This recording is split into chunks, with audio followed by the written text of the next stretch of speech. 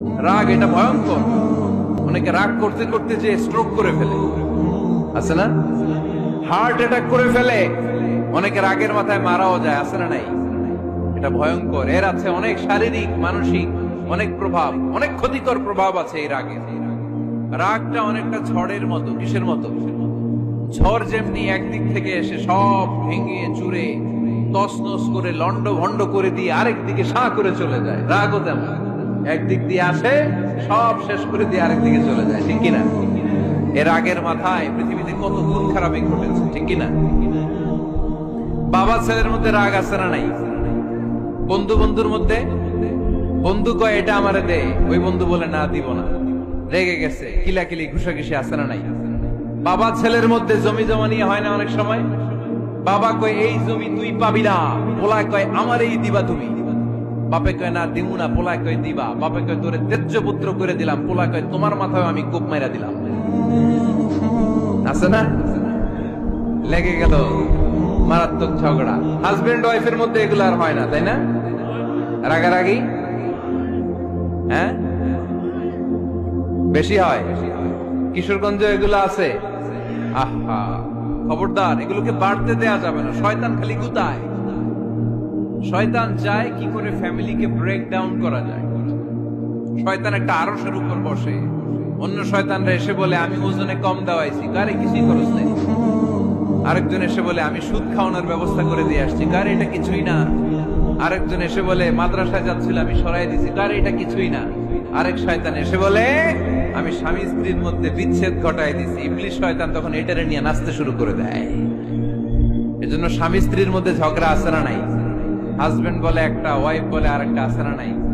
Husband বলে তুমি যাইবা না, এই বিয়ার দাওয়াতে যাইবা না, ও আমারে অপমান করছিল।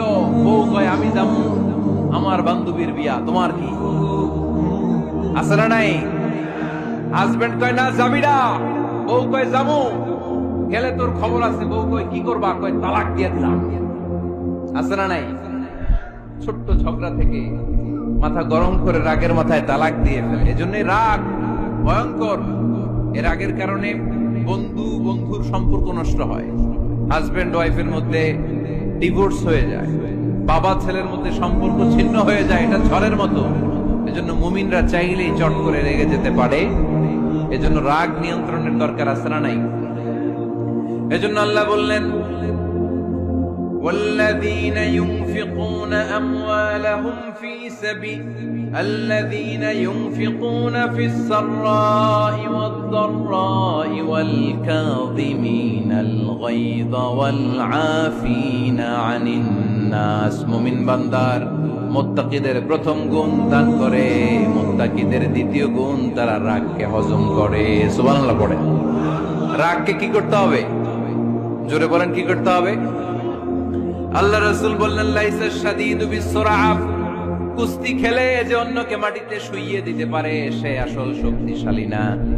ইন্নামাশ শাদীদুল্লাযী ইয়ামলিকু নাফসাহু ইনদাল গাদাব, রাগের মাথায় যখন নিজেকে যে নিয়ন্ত্রণ করতে পারে আল্লাহর কাছে ওই ব্যক্তিটাই শক্তিশালী। কুস্তি খেলে আরেকজনকে শোয়াই দিলেন, এ শক্তিশালী না। বরং শক্তিশালী তো সে যে রাগের সময় নিজের উপর নিয়ন্ত্রণ রাখে। He can control himself in the time of anger. যখন সে রেগে যায় তখন সে নিজেকে নিয়ন্ত্রণ করতে পারে, সেই শক্তিশালী। কুস্তি খেলে আপনি হোতায় দিলেন আরেকজন, আপনি শক্তিশালী না। এজন্য রাগকে নিয়ন্ত্রণ করতে রাজি আছেন তো? এক সাহাবী এসে বললেন ইয়া রাসূলুল্লাহ আউসিনি, ইয়া রাসূলুল্লাহ, ও নবী আমারে নসিহত করেন, আমারে কিছু উপদেশ দেন। বিশ্বনবী বললেন লা তাগদাব, তুমি রেগে যেও না। সাহাবী বললেন আরেকটা উপদেশ দেন। বিশ্বনবী বললেন লা তাগদাব, রেগে যেও না। সাহাবী বললেন ও নবী আরেকটা উপদেশ দেন। বিশ্বনবী তৃতীয়বারের জন্য বললেন ও সাহাবী তুমি রেগে যেও না, লা তাগদাব, রেগে যেও না। কারণ রেগে গেলেন তো হেরে গেলেন, রেগে গেলে হেরে গেলেন। অনেকে আপনারা রাগাতে চাইবে নানা ভাবে, কিন্তু আপনি রাখবেন না। আপনার সাথে ঝগড়া করতে চাইবে, পায়ে পাড়া দিয়ে ঝগড়া করতে চায়, এরকম আছে না নাই? আপনারা রাগাতে চায়, ফুসলাতে চায়, কিন্তু মুমিনরা মুত্তাকিনরা তারা যেন তেন কোনো কারণে রেগে যায় না, তারা তাদের রাগকে হজম করে। আলহামদুলিল্লাহ পড়ে।